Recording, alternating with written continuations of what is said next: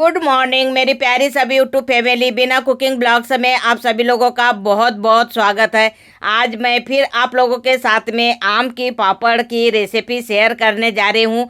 लेकिन ये तरीका आपको पूरे यूट्यूब पर कहीं नहीं मिलने वाला है, क्योंकि मैंने खुद ने भी जितने भी वीडियो देखे हैं यूट्यूब पर, सारे वीडियो मैंने अपने थालियों में बने हुए आम के पापड़ के ही देखे हैं। लेकिन आज जो मैं पापड़ की रेसिपी आप लोगों के साथ में शेयर करने जा रही हूँ, बहुत ही सिंपल है और आसान भी है, और एक दिन में ही हमारे ये पापड़ बनकर तैयार हो जाएंगे।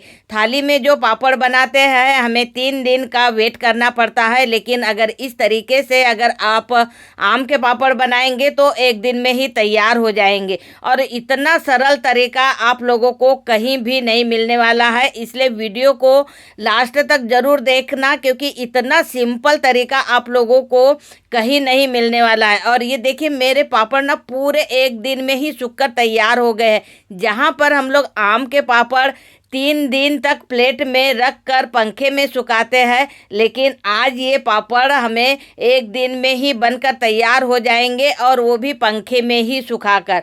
और इतना सिंपल तरीका मैंने पहले कभी देखा भी नहीं है, और ना ही मैंने कभी बनाया भी नहीं था। आज पहली बार मैंने ट्राई किया, लेकिन इतने अच्छे पापड़ बनकर तैयार हुए, मुझे खुद को भी विश्वास नहीं आया कि देखिए एक दिन में ही हमारा आम का पापड़ सूख कर तैयार हो गया है।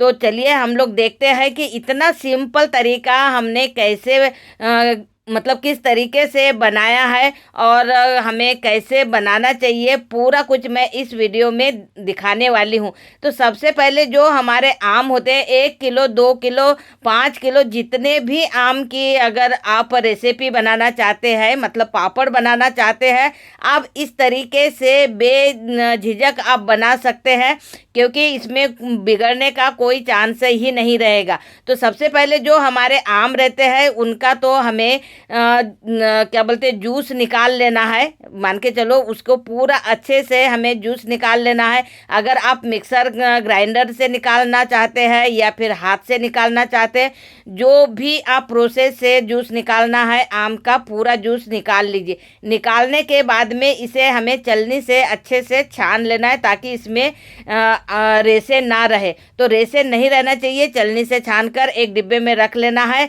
कढ़ाई को हमें गैस पे रखना है, और पूरा आम का जूस हमें कढ़ाई में डाल देना है।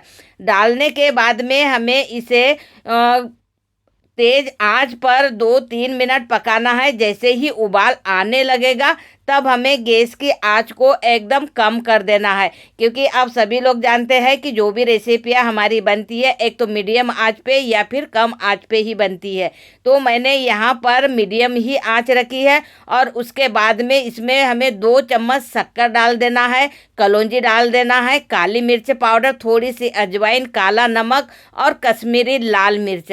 तो ये हमारा ना चटपटा सा तीखा मीठा पापड़ बनकर तैयार होगा, और इतना ज़्यादा टेस्टी लगता है कि बनने के बाद में आपको खुद को भी यकीन नहीं होगा कि आम का तीखा और मीठा पापड़ इतने अच्छे से बनकर तैयार होता है कि सब लोग जब खाएंगे ना तो सोचेंगे कि पहले मैंने इस पापड़ को बनाकर क्यों नहीं दिया सबको, क्योंकि बहुत ही ज़्यादा टेस्टी लगता है, और बच्चे तो ऐसे ही चट कर जाते हैं। मैंने सबसे पहले तो एक बार मैंने ट्राई किया है, लेकिन दूसरी बार बहुत ही परफेक्ट बनकर तैयार हुआ है। अब यहाँ पे हमें एक पन्नी डाल लेना है, और पन्नी पे तो आराम से हम लोग कोई भी पापड़ डाल ही सकते हैं, और बस इस तरीके से हमें पापड़ को फैला देना है।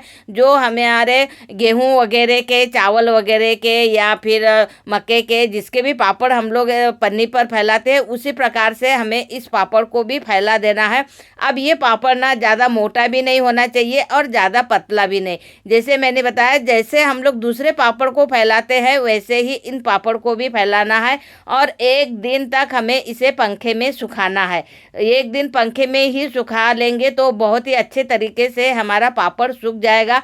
अगर गर्मी का मौसम है, जैसे अभी गर्मी का मौसम चल रहा है, तो ये 4 से 5 घंटे में ही सूखकर तैयार हो जाएगा। लेकिन अभी थोड़ा मौसम ठंडा है, तो ये पापड़ सूखने के लिए मुझे पूरा 1 दिन लग गया है। और 1 दिन के बाद में देखेंगे कि बिल्कुल भी हाथों में नहीं चिपक रहा है, मतलब ये ऊपर से पूरे अच्छे से हमारा पापड़ सूख चुका है। और चलिए अब इसे हम लोग पलटी कर देते हैं।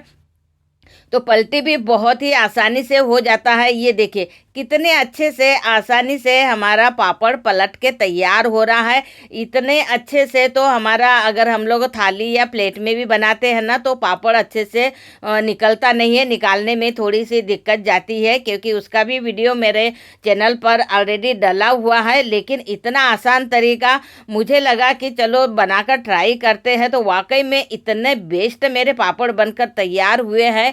तो आप लोगों को ये मेरी रेसिपी कैसे लगी कमेंट करके ज़रूर बताइए, क्योंकि ऐसे जो रेसिपी है, ये जो वीडियो है ना, आप लोगों को कहीं पर भी यूट्यूब पर आप लोगों को नहीं मिलने वाला है, इसलिए एक बार ज़रूर ट्राई कीजिए। तो ये देखिए हमारे पापड़ यहाँ पूरे अच्छे से सूखने के लिए मैंने यहाँ डाल दिए हैं।